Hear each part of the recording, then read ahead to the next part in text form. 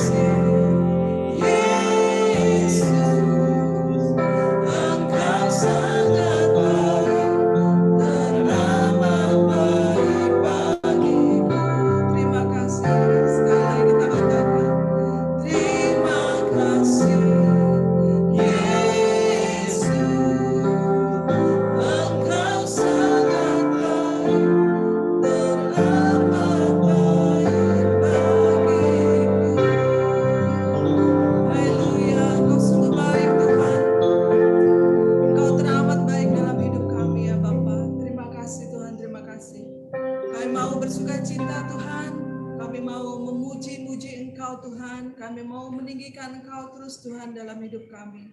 Karena kami percaya Tuhan, kami memiliki Allah yang sungguh besar ya Tuhan, Allah yang luar biasa ya Bapa. Terima kasih Tuhan untuk hari ini ya Bapak, kami mengucap syukur hanya dalam nama Yesus kami sudah mengucap syukur. Haleluya, amin. Haleluya, mari kita mau memuji Tuhan. Kita mau katakan, Tuhanlah kekuatan dan mazmurku.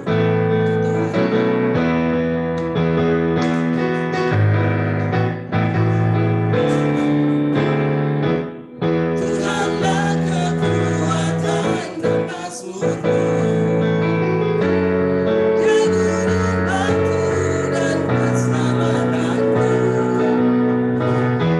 Hanya padamu hatiku percaya.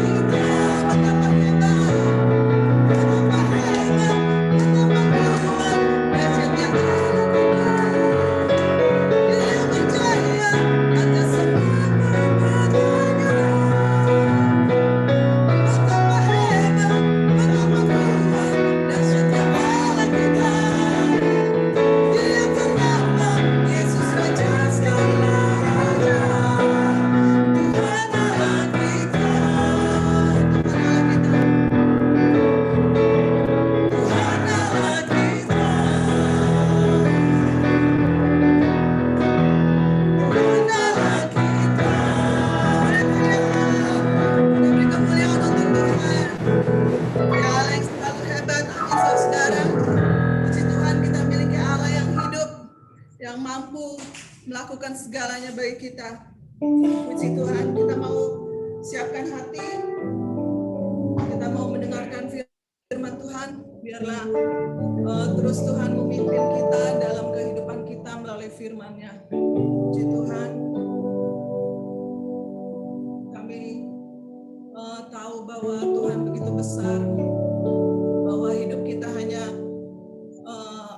karena oleh mujizat-Nya kita boleh ada, kita boleh menghadapi setiap permasalahan dalam hidup kita, tapi Tuhan tetap luar biasa dalam kehidupan kita. Amin.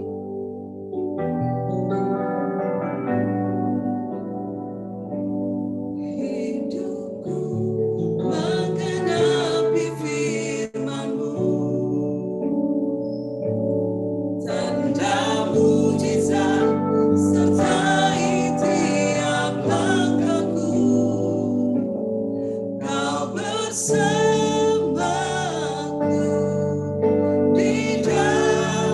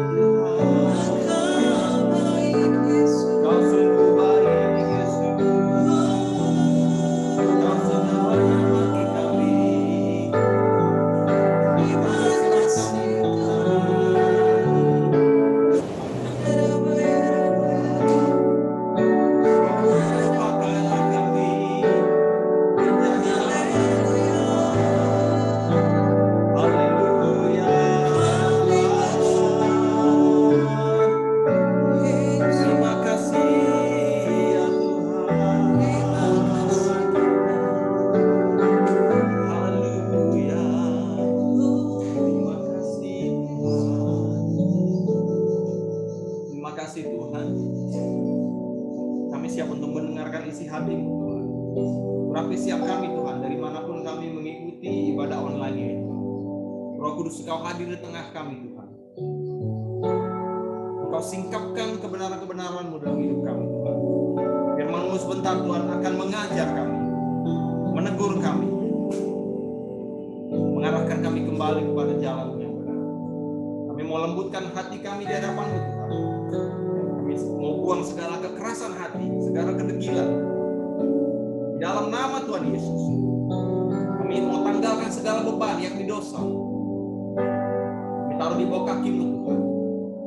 Kami percaya bahwa Engkau menguduskan kami, Engkau menyucikan kami Tuhan, Engkau melayakkan kami sehingga kami dapat menghadap tahta kasih karunia-Mu dengan kekudusan-Mu. Tetapi hamba-Mu yang tidak ada apa-apanya ini Tuhan. Dalam pesan firman Tuhan yang boleh dibagikan ini Tuhan, boleh membawa manfaat bagi jemaat Bapak. Terpujilah nama-Mu Tuhan. Di dalam nama Tuhan Yesus Kristus kami bersyukur dan kami berterima kasih. Haleluya. Yang siap mendengarkan firman Tuhan sama-sama kita katakan amin. Haleluya. Saya mau menyapa semua Bapak Ibu Saudara. Sebelumnya saya cek sound dulu. Apakah bisa mendengarkan suara saya dengan baik? Bisa ya? Tuhan. Bapak Ibu Saudara, kita hari ini akan membahas pengajaran firman Tuhan yang saya ambil tema judulnya adalah cara Tuhan atau cara saya. 3 minggu berturut-turut kita sudah mendengar pengajaran Tuhan, apa yang Tuhan benci, apa yang Tuhan suka. Dan hari ini kita akan secara spesifik belajar tentang kehidupan Ishak. Mari kita buka bersama-sama kitab Kejadian pasalnya yang ke-27, Bapak Ibu.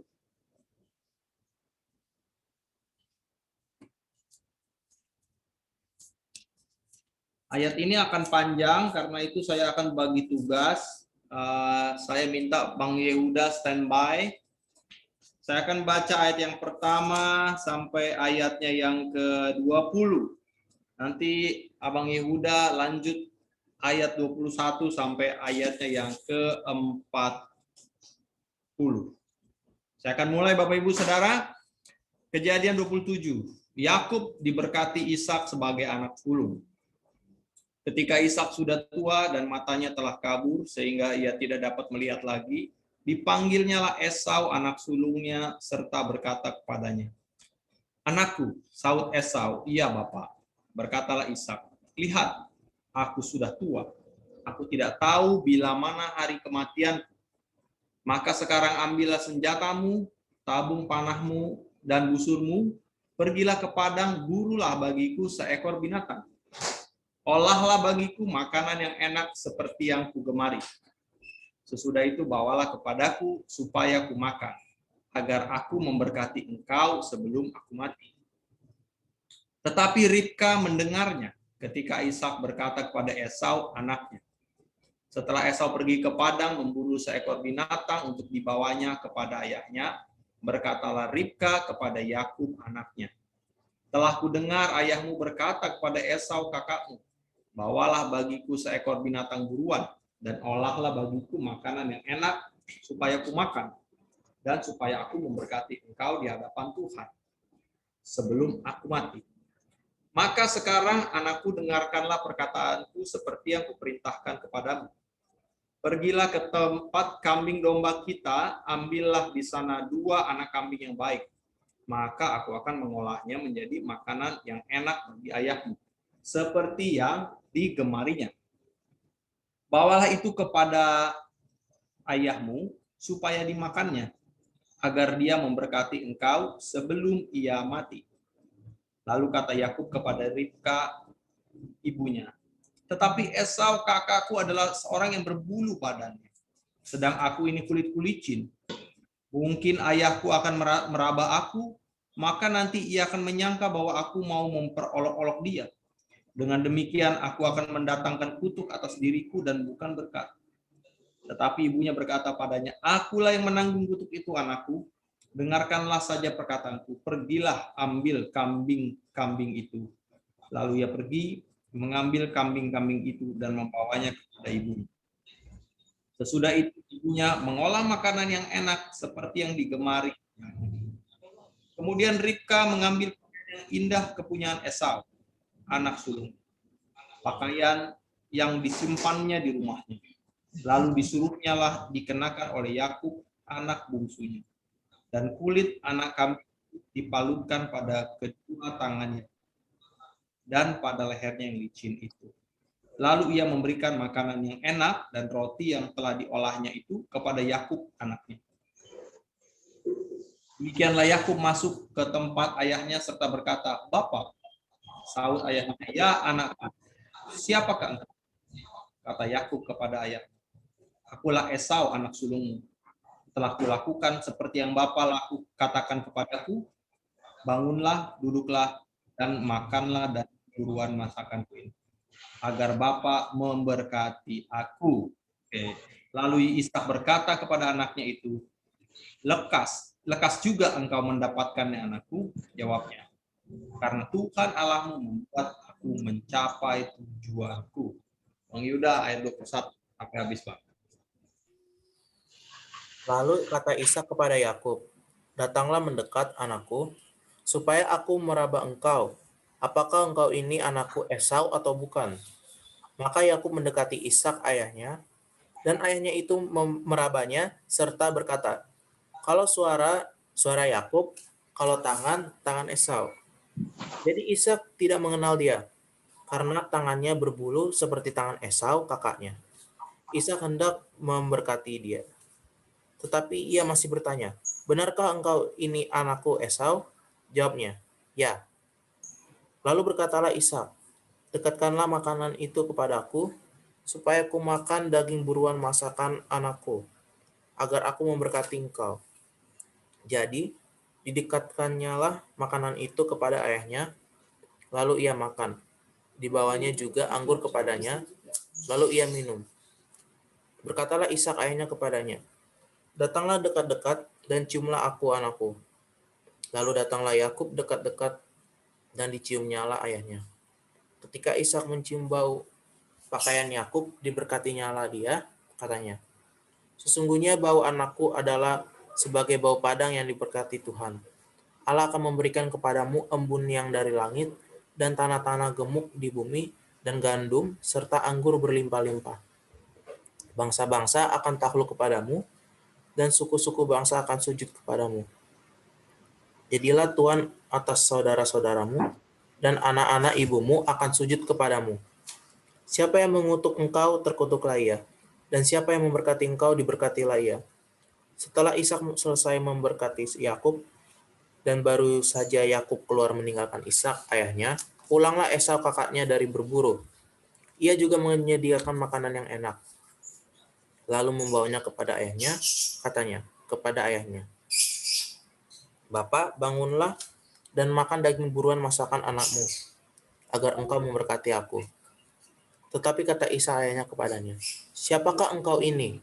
Sautnya, "Akulah anakmu, anak sulungmu, Esau."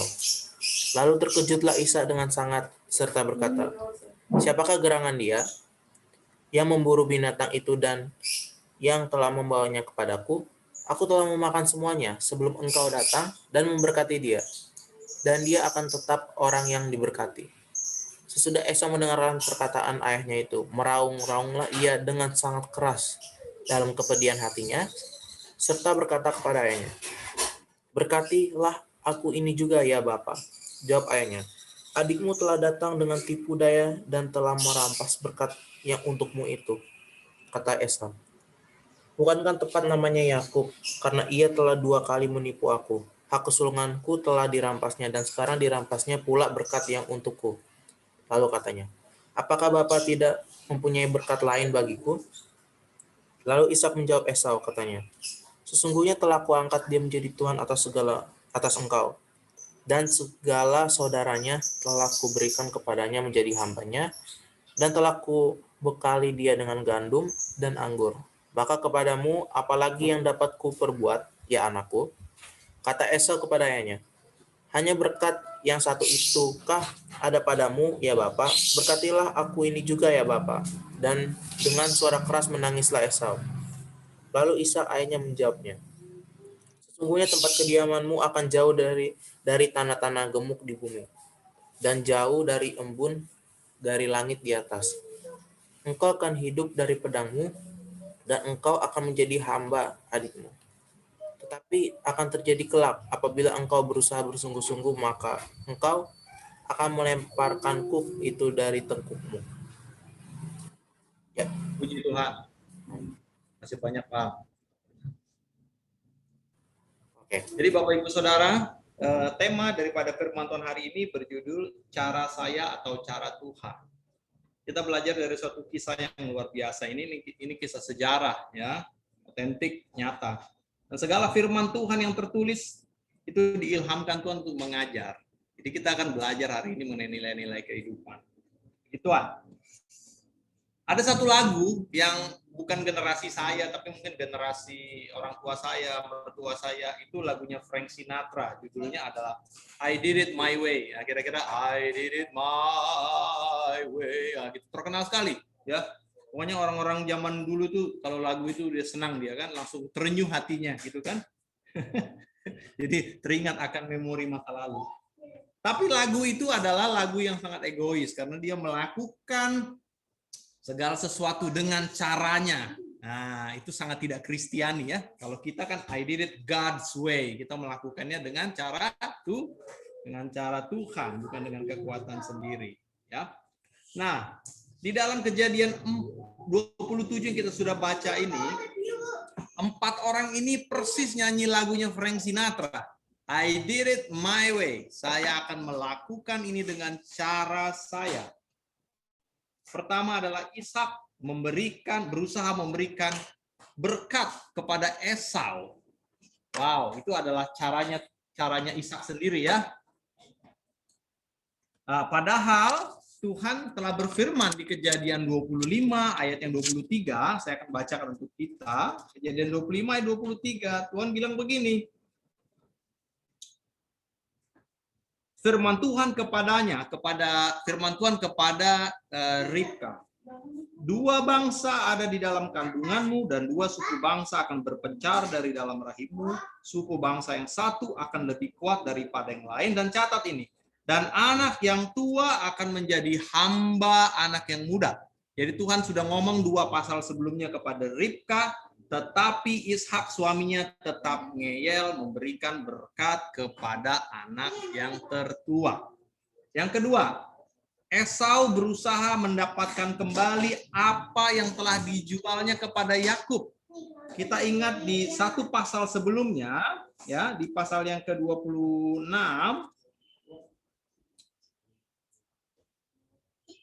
di pasal yang ke-25, Esau secara resmi menjual hak kesulungannya. Intang ini sering cerita nih ke anak sekolah minggu. Jualnya hanya dengan semangkuk sup kacang merah. Itulah harga hak kesulungan yang dianggap enteng oleh Esau. Dan dia berusaha mendapatkannya kembali. Dan bahkan setelah dia tertipu untuk kedua kalinya oleh saudaranya, dia berusaha membunuh adiknya Yakub. Yang ketiga, Ribka berusaha menipu suaminya yang sudah tua dan matanya sudah kabur. Jadi bapak Ishak ini udah tua, kira-kira usianya 137 tahun. Alkitab mencatat saat dia memanggil Esau. Dia sudah lemah, dipikir dia sudah akan segera mati, dan Ribka merupakan aktor intelektual dalam penipuan terhadap suaminya. Wah, ibu-ibu di sini jangan ada yang tipu suami ya. Ribka ini gawat ini. Dia berusaha membelokkan rencana suaminya. Yang keempat adalah Yakub ternyata berbohong kepada bapaknya. Berkali-kali dibilang, siapakah kamu? Katanya, aku adalah Esau, padahal dia Yakub. Suaramu suara Yakub, tapi tanganmu tangannya Esau berbulu gitu. Dan akhirnya ditutup dengan ciuman mesra, katanya, oh ini baunya bau Esau, karena dia pakai bajunya Esau. Jadi Yakub juga terlibat dalam proses tipu menipu papanya. Nah, anak-anak jangan tipu papanya ya. Nanti kita akan lihat konsekuensinya ya. Ribka dan Yakub bisa saja beralasan mereka berusaha memenuhi kehendak Tuhan di Kejadian 25 bahwa harus yang muda yang memimpin yang tua, ya kan? Tapi ternyata dia diperdaya dengan suatu motif yang latar belakangnya adalah keinginan mereka sendiri. Jadi dari antara 4 orang ini dalam kisah ini, 4-empatnya memiliki motif yang berbeda, tapi sama, intinya mementingkan diri sendiri. Mementingkan kesenangannya sendiri. Mementingkan caranya sendiri. Mereka berusaha mencapai suatu tujuan dengan caranya sendiri. Bahkan Ribka yang seolah-olah melakukan sesuatu untuk membela kehendak Tuhan, ternyata nggak benar-benar aman. Dia melakukannya dengan sesuatu kekeliruan. Dan akhirnya ada harga yang mahal yang harus mereka, 4 orang ini masing-masing harus bayar. Dan ini akan kita pelajari hari ini. Nah, semua orang yang telah ditebus oleh Tuhan, kita harus berkata dan menyanyikan lagu I did it God's way. Ya, yang tadi kita barusan nyanyikan. Hidupku menggenapi firman Tuhan. Bukan lagi menggenapi cara-cara kita dan rencana kita. Namun banyak orang mengaku percaya kepada Kristus, kepada Yesus, tapi ternyata masih hidup dengan caranya sendiri. Mungkin orang itu salah satunya adalah kita juga, mungkin saya juga, mungkin saudara juga. Dalam 1-2 aspek hidup kita, kita berkata bahwa Yesus pemimpin hidup saya, tapi dalam aspek-aspek tertentu, kita ternyata menjalani hidup ini dengan caranya kita, metodenya kita, pengalaman kita. Ya. Bahkan beberapa daripada kita sama seperti si Ribka dan Yakub mengatasnamakan Tuhan untuk mencapai tujuan kesenangannya sendiri. Wah, ini dangerous ya, sangat berbahaya. Padahal kehidupan kekristenan yang sesungguhnya adalah mati terhadap daging. Mati terhadap egoisme kita, terhadap kepentingan diri kita sendiri, melainkan kita menaruh kepentingan Tuhan di atas kepentingan kita. Karena kita harusnya sadar bahwa Tuhan punya kepentingan adalah yang paling sempurna. Dan dia tidak akan melupakan kita, terlebih dia akan melibatkan kita dalam dia menyelesaikan rancangannya yang ajaib itu. Amin. Nah, kita akan belajar ya. Jadi Kejadian 27 ini itu mengajarkan kita dalam satu kalimat, saat kita mencari jalan sendiri, kita tidak akan mendapatkan apapun yang kita mau dan akan membayarnya dengan harga yang mahal. Saya ulang ya.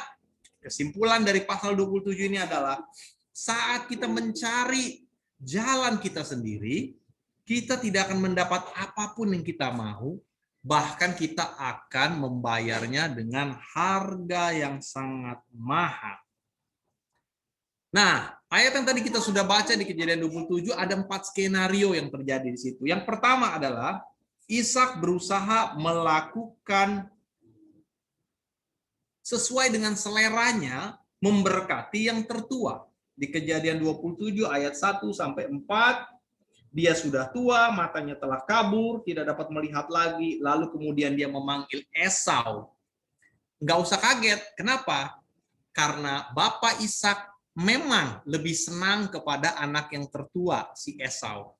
Esau ini pintar cari hati bapaknya. Dia senang berburu, dia senang memanah, gitu kan? Dia pergi ke padang rumput, ke belantara, dia tangkap hewan buruan, dia masak untuk bapaknya senang. Kebetulan bapaknya senang makan daging mungkin ya, barbecue, begitu kan? Jadi dia selalu disukakan. Kalau Esau itu pulang dari berburu tuh dia senang gitu. Nah, yang skenario kedua yang terjadi adalah Ribka ini berhasil menyusun suatu plot atau strategi untuk menipu Ishak. Jadi Mama Ribka ini adalah aktor intelektual. Wah, ya kan? Aktor intelektual ini yang paling bahaya Bapak Ibu, karena dia ini yang mengatur skenario, mengatur strategi untuk mencapai tujuan tertentu, ya kan? Biasa. Ini nggak kebetulan ya mama-mama yang jadi aktor intelektual, karena biasanya gitu. Ya, kadang-kadang papa-papa juga lah, tapi kebanyakan mama-mama ya. Maaf ya mama-mama. Kemudian yang ketiga, Yakub itu sukses mengeksekusi rencana mamanya. Wah, Yakub juga ternyata nggak bener juga, anak mama ini. Apa yang dibilang mama, oke lanjut gitu kan. Walaupun perintahnya kok kayaknya agak aneh nih perintah mamaku ini ya. Tapi disikat aja gitu kan. Nah, Yakub juga nggak bener juga. Tapi apa boleh buat, Yakub ini adalah anak kesayangan mama. Dia anak mama. Dia sering bantu mamanya di dapur, sering bantu mamanya belanja, sering cuci bersihkan hewan ternak, iris-iris sayur di dapur. Mama Ribka senang sekali punya anak Yakub karena ya ini anak mama gitu kan. Jadi wajar dong dibelain gitu kan. Nah, setiap mama pasti punya anak mama kan gitu ya. Setiap papa pasti punya anak papa yang dia favorit gitu kan. Karena memang kasih itu ternyata memang susah untuk adil, cuma Allah yang adil. Bahkan kita aja punya anak 2, 3, ya porsi kasihnya beda-beda, walaupun ngakunya sama gitu kan, nggak mungkin. Nah, di ayat yang 27, pasal 27 ayat 30 sampai 40, yang keempat adalah Ishak dan telah menyadari bahwa Ishak dan Esau menyadari bahwa mereka berdua telah tertipu, ya. Dan akhirnya malah memberikan berkat yang sisa. Saya katakan berkat sisa, sebetulnya itu adalah kutuk kepada si Esau. Nah, ada beberapa arus bawah ya. Kalau skenario plot seperti ini biasa ada arus bawah yang melatar belakangi atau motivasi yang melatar belakangi kejadian ini. Yang pertama adalah kesan Ishak yang sangat terburu-buru. Ishak sepertinya rasanya sudah mau mati, tapi Alkitab mencatat saat dia memanggil Esau usianya 137 tahun, dan ternyata setelah kejadian itu dia masih hidup 43 tahun lagi. Jadi ternyata dia masih sehat-sehat aja begitu, tapi ada kesan terburu-buru. Kenapa? Gitu kan? Dia ingin segera memberkati Esau. Ada kesan terlalu terburu-buru dan tergegas begitu untuk menyuruh Esau memenuhi keinginannya sebelum dia memberikan berkat. Kemudian di ayat yang 43 dari pasal 27 ada kesan terburu-buru juga daripada Ribka mengirim Yakub pergi ke Haran. Ayo buru-buru nak pergi ke Haran. Latar belakangnya kita sudah tahu bahwa Ribka tahu bahwa Esau punya keinginan untuk membunuh saudaranya. Nah, memang begitu Bapak Ibu hukumnya. Kalau kita ingin melaksanakan rencana kita sendiri, itu kita kesannya terburu-buru. Maunya cepet-cepet, maunya buru-buru. Ada yang mau buru-buru lulus sehingga nyontek, ada yang mau buru-buru kaya sehingga korupsi, ada yang mau buru-buru apalagi naik pangkat sehingga menghalalkan segala cara. Ada yang mau buru-buru terlepas dari masalah sehingga berbohong. Bohong supaya bisa lepas daripada masalah. Ya, terkesan manusia itu selalu terburu-buru kalau ingin menyelesaikan atau mencapai rencana-rencananya. Ya. Nah, kemudian kita juga melihat sejarah ini adalah drama konspirasi. Kenapa ada kerahasiaan yang sedemikian luar biasa sehingga Ishak memanggil anaknya dengan rahasia? Dia panggil Esau dengan cara rahasia tanpa sepengetahuan istrinya secara formal dan keluarga-keluarga yang lainnya. Padahal kita belajar selalu di dalam sejarah kehidupan orang Yahudi secara khususnya, kalau orang tua mau memberikan berkat, itu adalah seremoni yang terbuka. Seluruh anggota keluarga akan dikumpulkan dan kemudian orang tua ini akan menyampaikan kata-kata berkat dan kata-kata warisan supaya semuanya mendengar tujuannya itu. Ya. Tapi kenapa dalam hal ini kok rahasia sekali? kesannya, wah jangan sampai ketahuan istri saya nih. Jangan sampai ketahuan anak saya yang nomor 2 nih. Kalau sampai nanti mereka tahu, nanti mereka bisa menggagalkan rencana saya. Bisa menggulingkan rencana saya, gitu kan. Bahaya ini. Ya kan? Jadi tanpa sepengetahuan. Pak, dia tahu bahwa istrinya tidak akan menyetujui rencana Ishak memberkati Esau. Karena Ribka mengasihi Yakub, dan Ribka telah mendengar sendiri dari Tuhan bahwa anak yang nomor 2 inilah yang harusnya menerima berkat. Tapi ternyata bukan Ishak doang yang berrahasia-rahasia. Istrinya juga punya rahasia. Secara rahasia dia merencanakan sebuah strategi. Bagaimana caranya mengelabui suaminya yang sudah mulai rabun itu supaya berkat itu berbelok. Wah, jadi ini kayak film sequel drama gitu. Yang di sini punya rahasia, di sini punya rahasia kan gitu kan ya. Seru ini. Nah, dia berpikir bahwa Esau, si Ribka juga berpikir setelah kejadian itu bahwa Esau akan berusaha membunuh adiknya. Maka dia pura-pura beralasan, aduh, Esau ini kan punya istri dari orang Het, merepotkan saya. Jadi janganlah kira-kira si Yakub ini kawin dengan orang Het begitu ya, atau orang Kanaan. Udahlah, kau pergilah ke Kanaan. Padahal latar belakangnya sebetulnya bukan itu. Latar belakangnya adalah jangan sampai anak saya nomor 2 yang saya kasih ini dibunuh oleh abangnya. Jadi bukan karena supaya dia punya istri dari orang Kanaan atau tidak gitu. Latar belakangnya adalah karena dia takut kehilangan anaknya yang nomor 2. Wah, rahasia lagi kan, rahasia kedua. Nah, yang ketiga ternyata ada yang melatar belakangi. Latar belakangnya ini ngeri Bapak Ibu.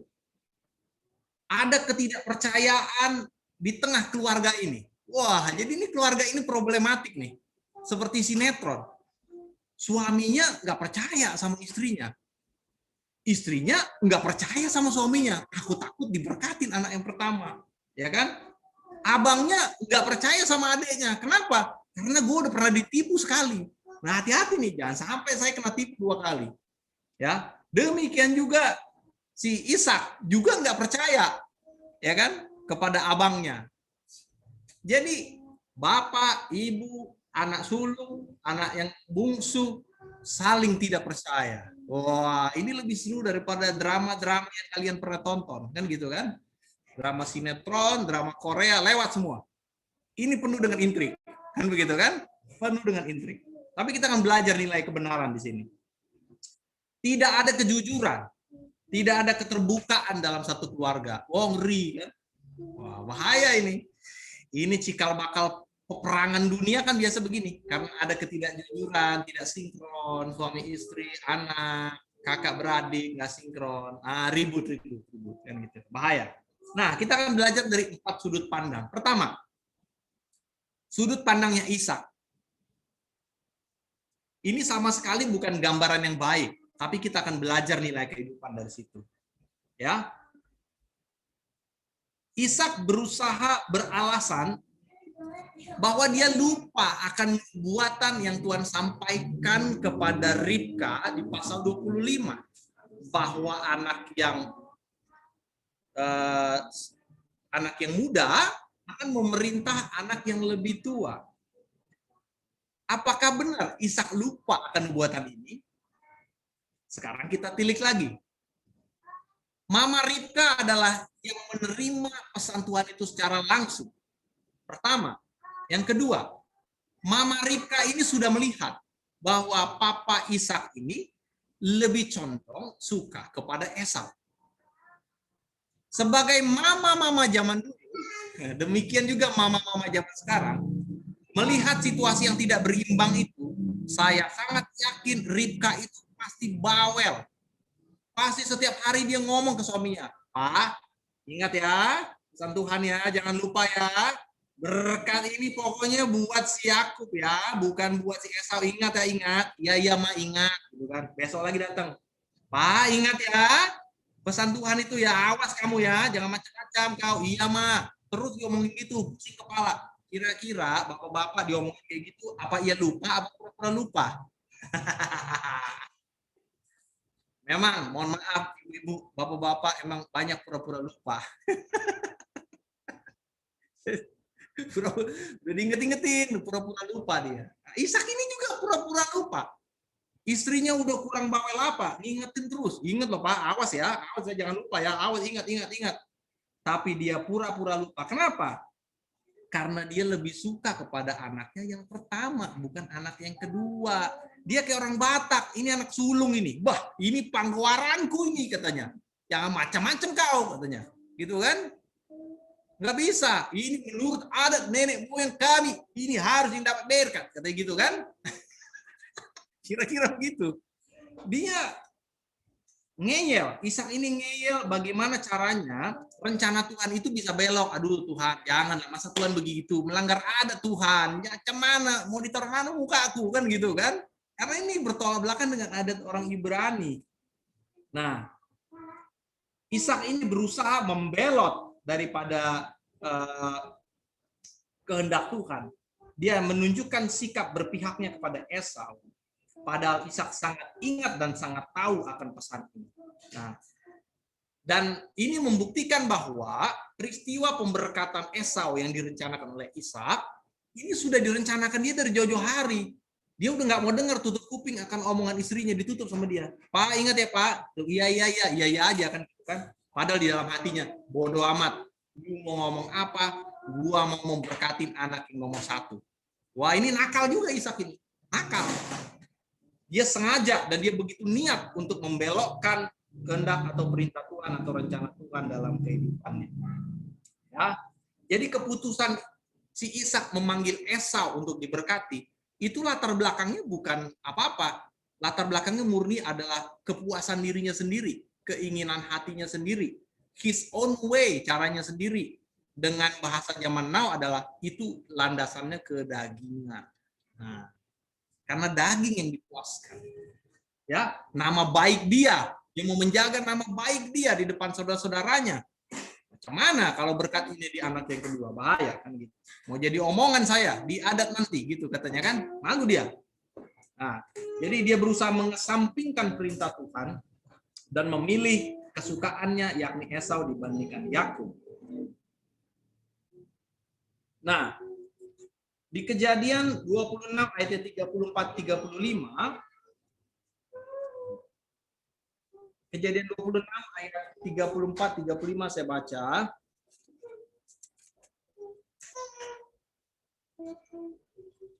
Ketika Esau telah berumur 40 tahun, ia mengambil Yudit anak Beri orang Het dan Basmat anak Elon orang Het menjadi istrinya.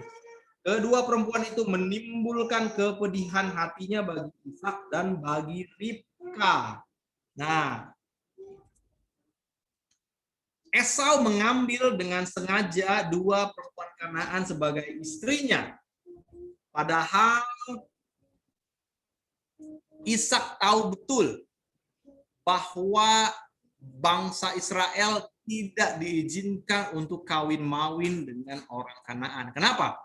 Karena bisa terjadi polusi, karena bisa terjadi penyimpangan, dan hal itu terbukti daripada kisah ini. Ya, di mana Esau akhirnya mengambil istri daripada orang Het atau orang Kanaan. Dan seharusnya apabila Esau tadinya menerima berkat dari Tuhan, menikahnya dia dengan orang Kanaan jadi mengacaukan jalur berkat yang Tuhan sudah sediakan. Ya kan? Ini menimbulkan polusi. Dan Ishak berkata kepada Yakub di pasal 28 ayat 1, sebelum dia pergi ke Haran, pesannya adalah jangan ambil istri daripada orang Kanaan. Pertanyaan saya sederhana. Kenapa Bapak Ishak ini nggak ngomong jauh-jauh hari sebelumnya kepada dua anaknya, Esau dan Yakub? Kenapa dia nggak ngomong ke Esau, tapi dia ngomong ke Yakub? Jangan ambil istri dari orang Kanaan. Udah kejadian abangnya begitu dan memusikkan hati bapak ibunya, baru anak keduanya dia ngomong. Jangan ambil istri daripada orang Kanaan. Jadi ada Kesalahan juga daripada Ishak, di mana dia tidak mengingatkan terus ketetapan-ketetapan Tuhan dan perintah-perintah Tuhan kepada anak-anaknya. Dan ini pesan kepada bapak-bapak dan orang tua, jangan berhenti untuk menasehati anakmu akan kebenaran dan ketetapan firman Tuhan. Ya, jangan sampai lepas, jangan sampai kelewatan momentumnya, sama seperti Ishak. Udah kejadian dia baru menyesal. Nah, mengapa perintah ini tidak disampaikan sebelum-sebelumnya? Dan ternyata Ishak sengaja mengesampingkan fakta bahwa Esau telah menikah perempuan Kanaan dan tetap mau memberkati. Udah buat salah, udah anaknya juga bikin kesalahan menikah dengan orang Kanaan, dia tetap ngeyel untuk mau memberkati anak ini, meneruskan berkat Abraham. Nggak bisa. Tidak memenuhi syarat padahal. Nah, itulah egoisme daripada Ishak. Dan pada akhirnya apa? Ishak itu nggak dapat apa-apa. Esau akhirnya mendapatkan kutuk, bukannya berkat. Dan bahkan keluarganya hidup dalam ketidakpercayaan. Satu dengan yang lain. Keluarga yang hidup dengan teka-teki. Ya. Wah, siapa di sini yang hidup dengan teka-teki? Jangan ya. Kita nggak mau hidup dalam teka-teki dan ketidakpercayaan. Kira-kira suami saya gini nggak ya? Oh, dia ada ngumpetin rekening bank nggak ya? Oh, dia gimana ya? Wah, teka-teki lah. Capek hidup kayak gitu, Bapak Ibu. Ya, capek. Nggak, orang benar hidupnya nggak begitu. Yang kedua, sudut pandang Ribka. Ini menarik. Ribka itu bagus pada awalnya. Dia menginginkan agar kehendak Tuhan terjadi. Bagus dong? Dia ingin agar nubuatan Tuhan yang disampaikan kepadanya terjadi. Tetapi Ribka ini membantu Tuhan. Weh, hebat. Mari kita berikan aplaus pada orang-orang yang membantu Tuhan. Dia sok pinter. Dia merasa diri, wah, rencana Tuhan ini bisa tidak terjadi nih kalau saya tidak bantu dan saya tidak campur tangan. Weh, hebat kan? Berapa daripada kita terlalu campur tangan dengan hidup ini gitu. Tidak kasih ruang untuk Tuhan bekerja dan akhirnya pusing sendiri begitu kan? Pusing sendiri. Menghadapi permasalahan sendiri. Padahal Tuhan bilang, akulah yang berperang di hadapanmu. Tuhan akan berperang, berjalan di depan kita dan berperang atas nama kita. Kita hanya perlu mengikut dia. Tuhan hanya perlu 300 orang prajurit Gideon, bukan 22.000. Kadang-kadang kita berpikir kekuatan adalah kunci untuk memenangi kehidupan ini. Tidak. Menyerahkan diri kepada rencana Tuhan itu adalah cara terbaik untuk mencapai hasil yang maksimal dalam hidup ini. Katakan amin. Nah, Ribka sepertinya menginginkan kehendak Tuhan terjadi, namun dengan motif yang salah. Karena keinginannya atau kesukaannya kepada Yakub. Jadi motifnya bukan untuk membela firman Tuhan, tapi untuk membela kesukaannya. Dia lebih suka kepada Yakub. Dia nggak begitu suka dengan Esau. Dia lebih suka kepada Yakub. Yakub adalah kartu truf dia dalam persaingannya kepada suaminya. Wah, gawat kan? Dalam keluarga ada persaingan ini berat. Ishak punya suatu hak karena bangsa Ibrani itu adalah bangsa yang patrilineal atau dari bapak, keturunan bapak. Dia pegang kartu yang besar dalam memberkati salah satu dari dua anak ini.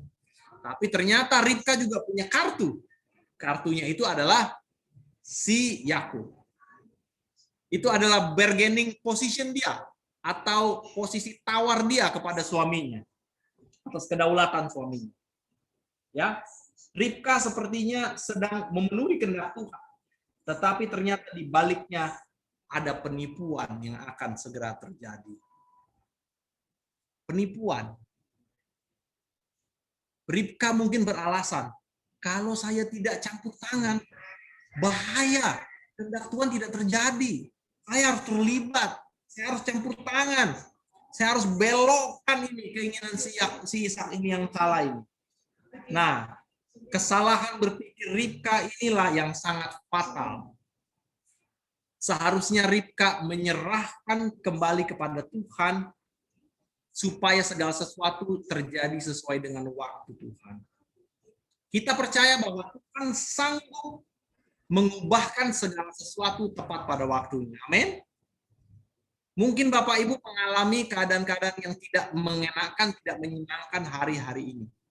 Tapi saya mau katakan sesuai dengan firman Allah bahwa Tuhan sanggup mengubahkannya sekejap. Sabarkah engkau menanti waktunya? Dan sabarkah engkau hidup sesuai dengan firman-Nya sampai waktunya itu disingkapkan oleh Tuhan? Ribka nggak sabar. Nenek moyangnya si Sarah juga nggak sabar. Ini pelajaran buat kita. Mari kita sabar. Sabarlah menantikan kapan waktunya Tuhan untuk beracara dalam permasalahan itu.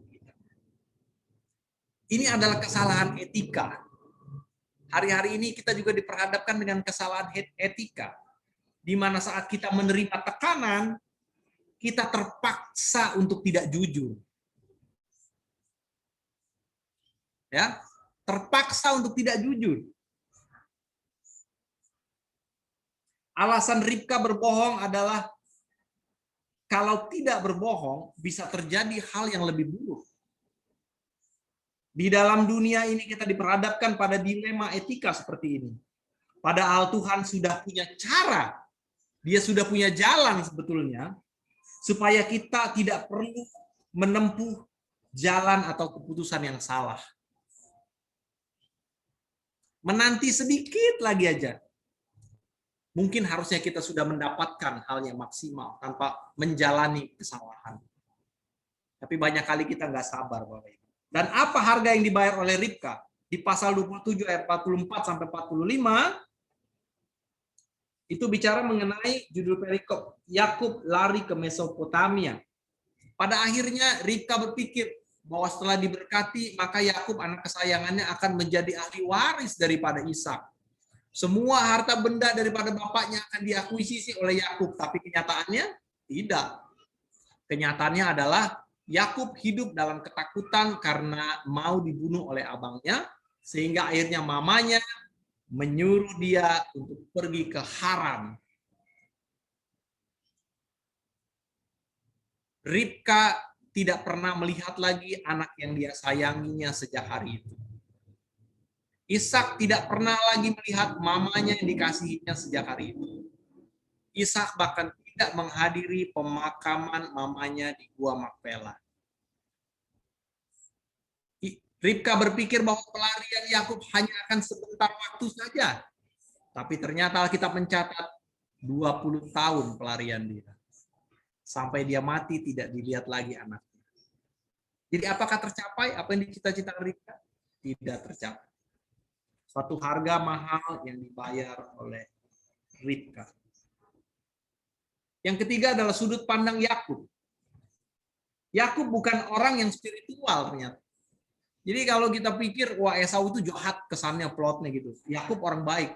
Saya mau katakan, kita baca firman Tuhan tadi, Yakub itu orangnya nggak ngeroh-ngeroh amat, nggak spiritual amat ini orang. Ya kan? Kenapa sih kita bisa bilang begitu? Dia nggak lebih baik daripada Esau.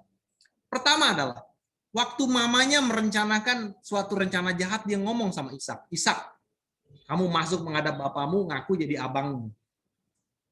Yakub tahu benar itu bohong. Itu bohong. Dia bisa saja menolak rencana mamanya yang jahat itu dari awal. Nggak mau, nggak mau, itu bohong. Itu jahat. Masa saya bohongin papa saya? Nggak boleh itu. Nggak sesuai dengan firman Tuhan. Tapi apakah Yakub ada nolak mamanya? Dia bilang, iya mah. Dia nggak takut untuk melanggar dan berbohong. Nggak takut dia. Yang dia takut, yang dicatat Alkitab adalah dia takut nerima kutuk. Itu aja. Dia nggak takut bikin dosa, dia nggak takut bohong, dia nggak takut nipu bareng mamanya. Yang dia takut adalah dikutuk. Ini orang nggak rohani-rohani amat, salah. Ya, belakangan setelah pelarian dia, baru dia mulai rohani. Emang kadang-kadang orang Kristen gitu. Kalau dalam lembah kekelaman baru rohani dia, gitu kan? udah dalam pelarian gitu, baru dia mulai mimpi Yakub kan, oh ada tangga dari surga turun ke bawah, dinamakan tempat itu adalah Betel, katanya gitu kan, luar biasa kan gitu. Jadi memang banyak kita baru datang menyembah Tuhan begitu dalam lembah kekelaman. Ya mungkin ya itu siklus-siklus yang dihidupi oleh manusia ya.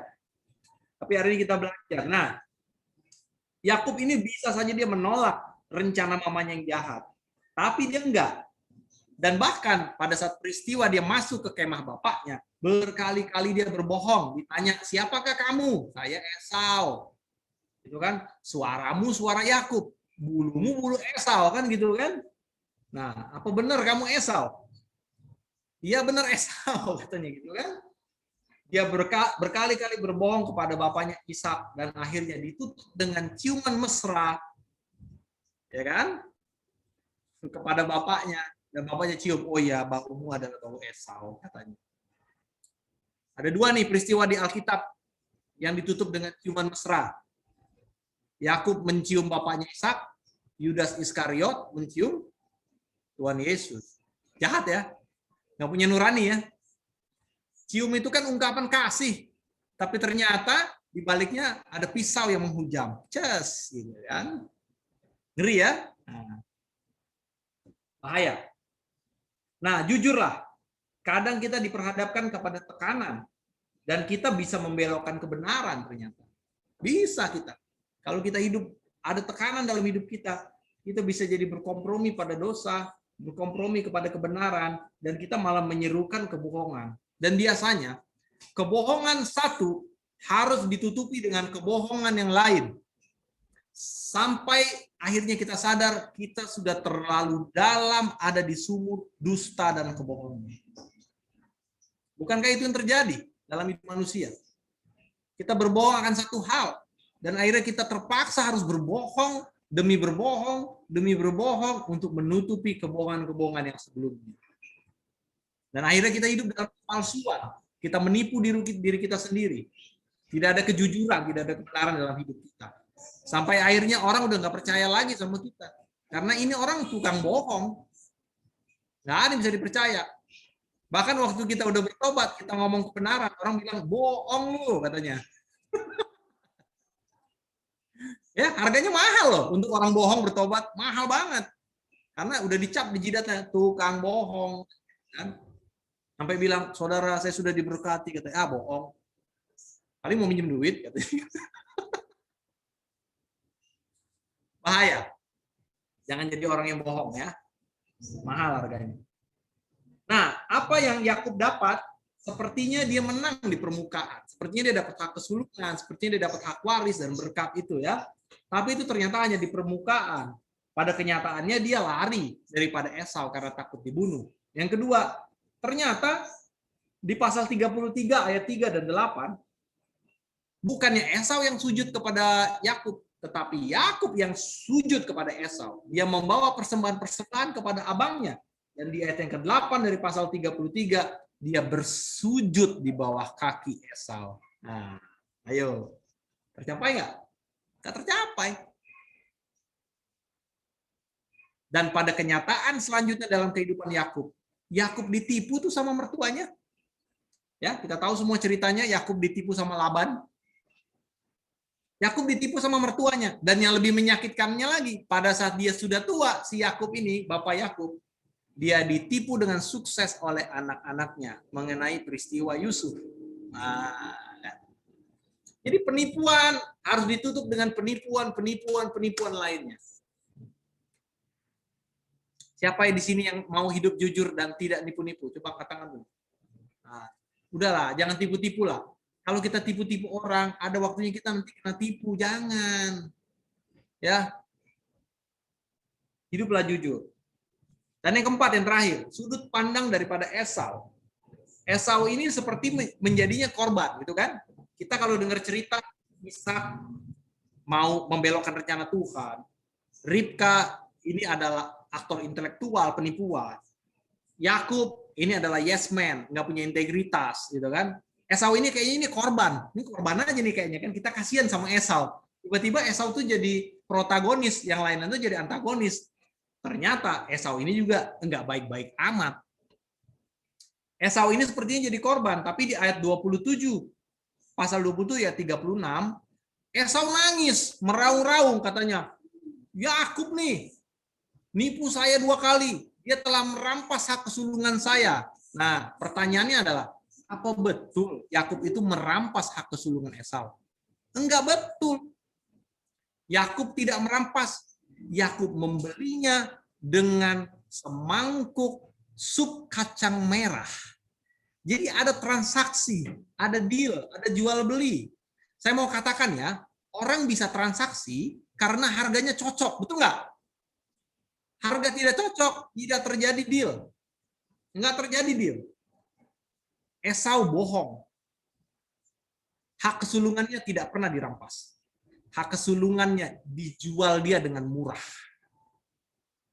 Dengan murah dijual dia.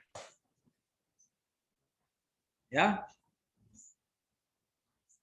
Jadi Esau ini bukan manusia yang spiritual juga begitu. Dia menganggap remeh ketetapan Tuhan mengenai hak kesulungan. Esau berusaha mencari jalannya sendiri. Nah, di dalam pasal 27 ayat 34 dan 38 kita sepertinya iba kepada Esau. Namun Esau menangis bukan karena dia menyadari dia telah menganggap remeh ketetapan Tuhan mengenai kesulungan, tapi dia menangis karena keinginan dia tidak tercapai, karena tujuan dia tidak berhasil. Jadi ada egoisme, ada kepentingan diri sendiri yang melatar belakanginya. Dia bukan menyesal karena dia telah menganggap remeh firman Tuhan, tapi dia menyesal karena keinginannya tidak tercapai. Ya kayak anak-anak nggak dibeliin permen aja begitu, nggak dibeliin nangis dia. Pada akhirnya Esau semakin menjauh dari Tuhan. Alkitab mencatat Esau adalah nenek moyang daripada bangsa Edom. Dan Alkitab juga mencatat bangsa Edom ini kerap kali menjadi oposisi daripada bangsa Israel. Kerap kali mereka berperang dengan bangsa Israel, bersekutu dengan raja-raja yang melawan Israel, membawa kerepotan kepada satu suku Israel ini. Inilah keturunan Esau. Nah, apa kesimpulan yang kita dapat, Bapak Ibu? Saya mencatat 4 kesimpulan yang kita dapat dari kisah ini. Pertama, bila kita menabur dengan daging, kita akan menuai daging. Galatia 6 ayat 7 sampai 8 saya akan baca.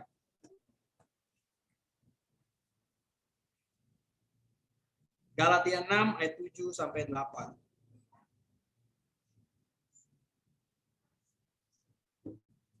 Firman Tuhan berkata begini, Bapak Ibu. Jangan sesat, Allah tidak membiarkan dirinya dipermainkan. Karena apa yang ditabur orang itu juga yang akan dituainya. Sebab barang siapa menabur dalam dagingnya, ia akan menuai kebinasaan dari dagingnya. Tetapi barang siapa menabur dalam roh, ia akan menabur hidup yang kekal dari roh itu. Amin.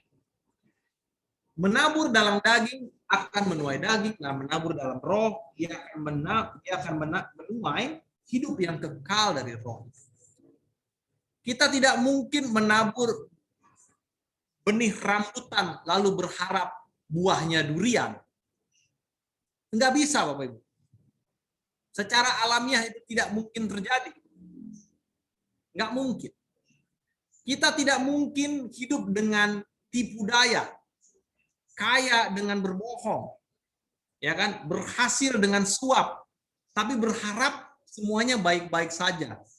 Saya mau katakan, setan itu kalau kerja kagak pernah gratis. Dia selalu minta gaji sama bonus. Ya.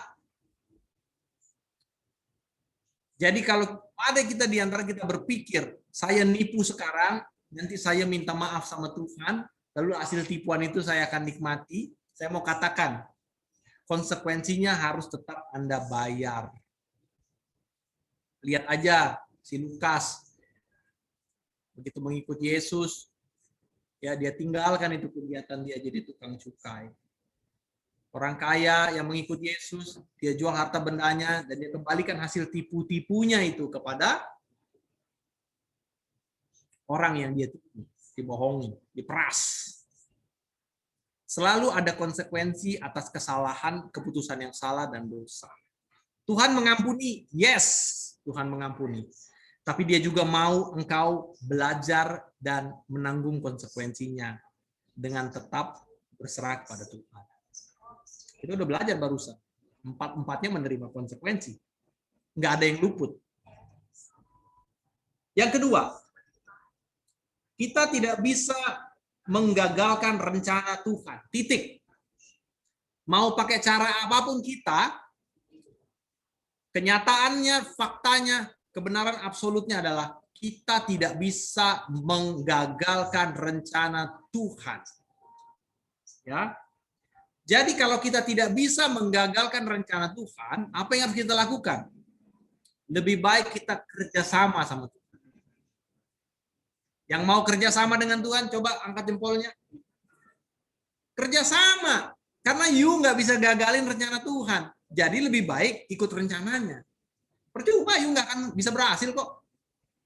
Ikut rencana Tuhan di Mazmur 2 ayat 4. Orang yang mau menggagalkan rencana Tuhan di Mazmur 2 ayat 4, dia cuma Tuhan mengolok-olok.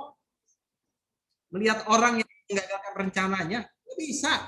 Cuma ketawa-tawa aja dia. Ya, ini orang katanya. Dia pikir bisa lawan, pakai power gitu. Nggak bisa. Tuhan jauh lebih berkuasa. Mau strategi apapun yang kita lakukan nggak akan bisa membelokkan rencana Tuhan. Demikian juga dengan panggilannya. Kalau kita menerima panggilan Tuhan, mau you belok-belok kiri kanan atas bawah, pokoknya ke dalam bumi, ke atas.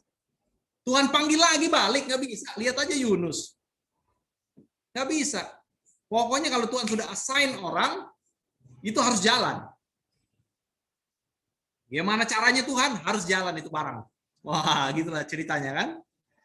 Jadi kalau kita dipanggil oleh Tuhan, dengan segala ketidaksempurnaan ini, lalu kita berpikir, oh Tuhan, gimana caranya sih bisa menyelesaikan tugas dan panggilan-Mu? Tenang aja, kalau you taat, kalau kita mau terus belajar, menundukkan diri, Tuhan akan mengantarkan kita kepada tujuannya. Amin. Dengan waktu dan caranya. Yang ketiga, tujuan mulia tidak akan pernah membenarkan dosa. Tidak akan pernah membenarkan dosa. Ribka berpikir tujuan mulia ini harus dicapai dengan cara apapun, termasuk dengan cara menipu. Tapi firman Tuhan berkata, tujuan Allah yang mulia tidak akan pernah melegalkan dosa-dosa Anda. Enggak. Enggak boleh, enggak bisa.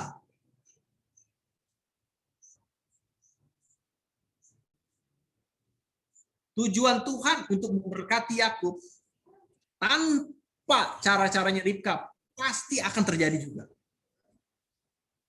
Pasti akan terjadi juga. Enggak perlu campur tangan Ribka. Tuhan pasti punya cara bagaimana agar berkat ini turun kepada Yakub, bukan Esau. Mungkin Tuhan bisa dengan caranya menyadarkan Ishak. Bisa. Ishak, kamu salah. Aku kan udah pernah ngomong di pasal 25 bahwa berkat itu atas Yakub, bukan Esau. Mungkin kisahnya kan sedikit berbeda. Ishak bertobat. Oh iya Tuhan, aku akan memberkati Yakub. Nah, gitulah kira-kira ya. Jadi jalurnya. Jadi rencana Tuhan tidak pernah melegalkan dosa kita. Dan yang keempat, yang terakhir ya, jalan menuju hidup adalah dengan cara menjunjung tinggi kehendak Tuhan. Ya.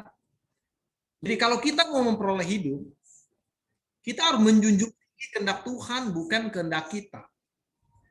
Karena peristiwa di Kejadian 27 ini kembali dikutip di Ibrani 11 ayat 20. Di situ dikatakan oleh iman Ishak memberkati Yakub. Oleh iman ya. Enggak dicatat di situ oleh rencana yang ditetapkan oleh Ribka sehingga diberkatilah si Yakub. Enggak. Tapi yang ditangkap oleh kerajaan surga adalah iman.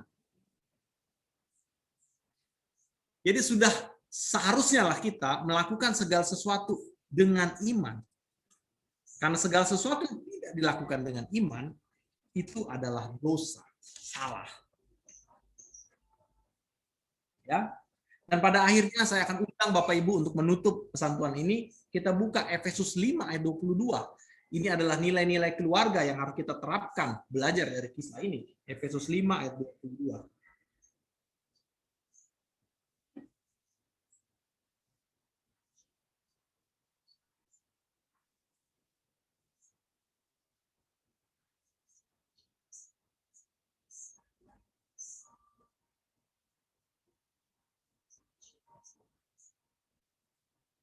Efesus 5 ayat 22.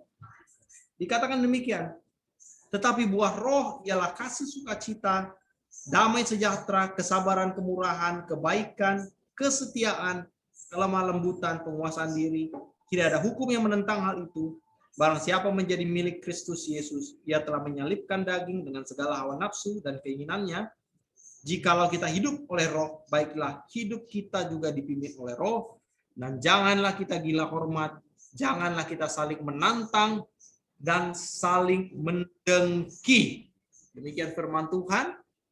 Jadi untuk menutup pengajaran firman Tuhan pada hari ini, kunci keharmonisan keluarga. Karena kita udah belajar nih keluarga yang kurang harmonis ya di Kejadian 27. Kunci keharmonisan keluarga itu sudah dicatat di Alkitab sendiri. Pertama, suami-suami, hendaklah engkau mengasihi istrimu. Ya. Jangan simpan-simpan, jangan rahasia-rahasia lah, jangan tipu-tipu lah istrimu ya. Istri-istri tunduklah pada suami. Ya, kalau suami agak menyimpang didoakan, jangan ditanduk, didoakan ya. Anak-anak, taatlah kepada orang tua. Ya, papamu, mamamu sekali-sekali bisa salah lah. Tapi jangan kau melawan. Ya, kasihilah orang tuamu, tunduklah, hormatlah kepada orang tuamu. Dan akhirnya untuk orang tua, jangan timbulkan amarah di dalam hati anakmu, tapi didiklah dan ajarlah dia dalam kebenaran. Ya, jangan cuma tempeleng begitu loh, ya kan? Disentuh sedikit, habis itu dikasih pengajarannya gitu loh. Nah, orang tua bisa kasih pengajaran artinya apa? Ya dia belajar dulu sebelumnya. Karena guru itu tidak lebih pintar daripada murid. Bedanya guru belajar duluan, itu aja bedanya. Dosen dia tahu duluan. Muridnya baru tahu, makanya kesannya dosennya pintar, padahal enggak juga. Demikian juga orang tua. Bagaimana cara kita bisa mendidik dan mengajar anak dalam kebenaran? Ya kitanya juga harus belajar. Ya kalau nggak belajar, apa yang mau diajarin Bapak Ibu? Sama seperti Ishak, lupa dia ngajarin pada anaknya. Nah, aduh, janganlah kawin sama orang Kanaan itu, pusing, nak. Kan kita udah sering lihat begitu kan? Namanya Matius, istrinya Juwaidah, gitu kan? Nah, istrinya namanya si Sarah, gitu kan? Suaminya si Zulkarnain, gitu kan? Capek Bapak Ibu, kayak gitu. Aduh, pusing. Ya kan? Ribet jadi urusannya.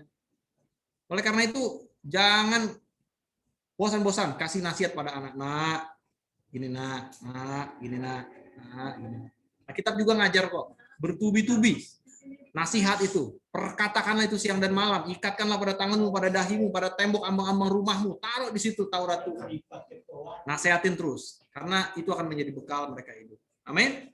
Jadi saya mau lihat tangan-tangan yang hidup dengan kejujuran dan bukan dengan dusta. Nah, jangan ada dusta ya antara kita. Coba suami lihat istrinya kalau ada di kiri, bapaknya sama anaknya, jangan dusta lah, ya kan? Jujur. Terbuka, jujur, hidup benar, sepakat menjalani kehidupan ini. Amin. Demikian firman Tuhan. Kita akan satukan hati kita dalam doa. Bapak, terima kasih Tuhan karena anugerah-Mu kami sudah boleh menjalankan ibadah kami. Kami menerima pengajaran luar biasa. Kami belajar mengenai keluarga daripada Ishak. Nilai-nilai yang sangat luar biasa Engkau telah tanamkan kepada kami, Tuhan. Bagaimana kami sebagai keluarga harus sepakat menjunjung tinggi keputusan Allah dalam hidup kami. Dan bersepakat untuk menyusun segala rencana dan jalan agar kami dapat menuntaskan kehendak Tuhan dalam kehidupan keluarga kami. Terima kasih. Biarlah suami-suami mengasihi istrinya, istri-istri tunduk pada suaminya, orang tua, anak-anak pun hormat kepada orang tuanya, dan orang tua mendidik dan memimpin anaknya dalam kebenaran. sehingga keluarga kami menjadi keluarga yang diberkati oleh Tuhan dan mencapai tujuan ilahi. Terpujilah nama-Mu Tuhan Yesus. Kami sambut kebenaran dan pengajaran ini dalam nama Tuhan Yesus Kristus. Haleluya. Amin.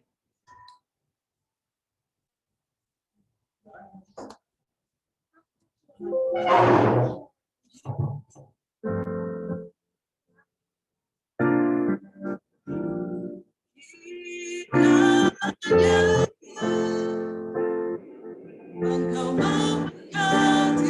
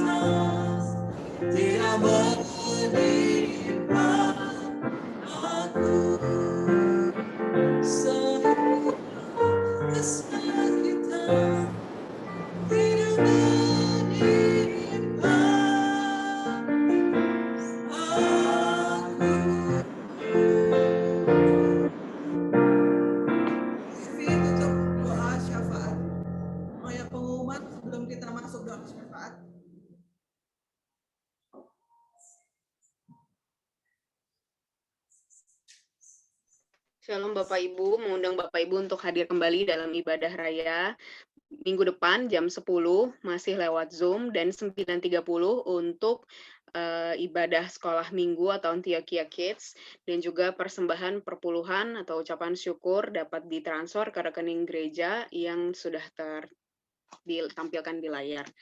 Demikian pengumuman, Tuhan Yesus memberkati.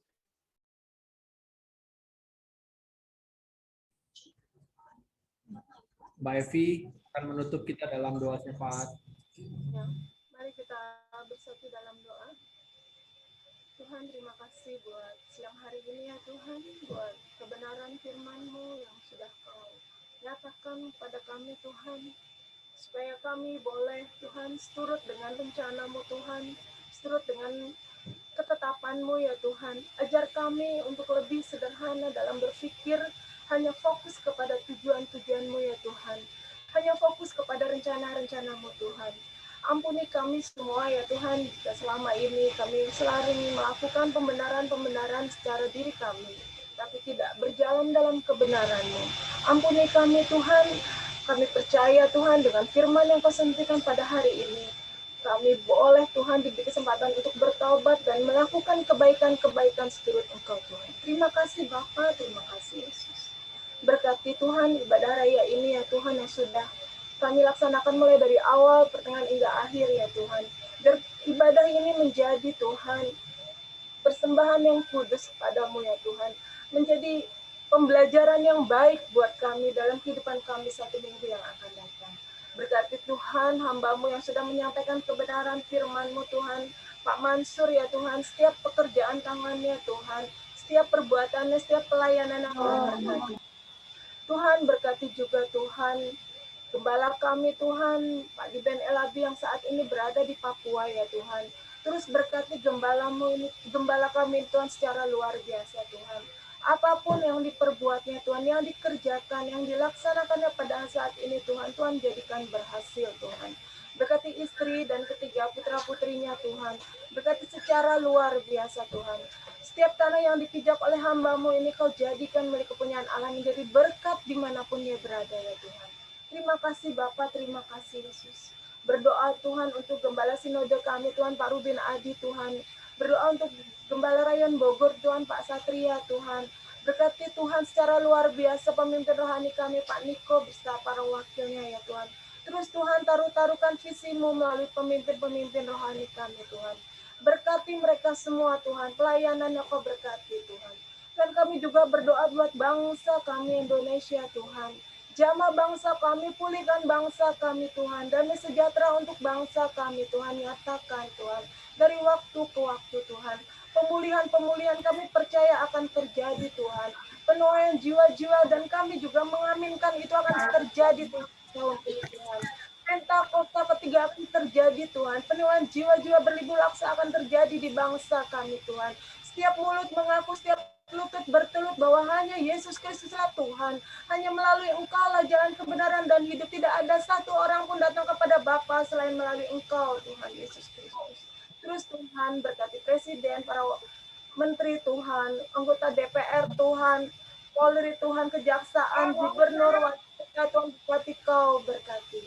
Berkati juga kota Depok di mana gereja kami berada ya Tuhan. Berkati Cimanggis, berkati Jakarta Timur Tuhan. Bapak kami juga berdoa mengangkat tangan untuk gereja kami Tuhan. Berkati jemaat-jemaat-Mu Tuhan. Jemaat Antioquia Ministry dimanapun mereka berada Tuhan. Setiap rumah-rumah tinggal jemaat-Mu ini Kau berkati Tuhan. Tiang awan, tiang api Kau nyatakan untuk keluarga gereja Antioquia Ministry Tuhan. Ayah-ayah Kau berkati, ibu Kau berkati, anak-anak Kau berkati. Apapun yang menjadi pergumulan Tuhan, apa yang menjadi keinginan Tuhan, menjadi cita-cita keluarga-keluarga Tuhan, Kau bukakan jalan. Yang mereka lakukan Kau berhasil Tuhan. Kami percaya Tuhan, jemaat Antioquia Ministry kami menjadi laskar-laskar Kristus yang luar biasa. Bapak kami juga berdoa untuk rencana kami untuk bisa membeli gedung gereja kami Tuhan. Tuhan nyatakan Tuhan, jika itu menjadi pemilik kemuliaan kami Tuhan, seturut kehendak-Mu kami percaya kami sudah menerimanya dalam nama Yesus. Dan kami percaya Tuhan sudah memberikannya dalam nama Yesus. Terima kasih Bapa, terima kasih Yesus. Tuhan, sebelum kami berpisah satu sama lain, kami boleh memulai hari kami di esok hari dengan kebaikan-kebaikan Tuhan. Kami rindu menerima berkat melalui hamba-Mu yang Kau kasih. Mari kembali.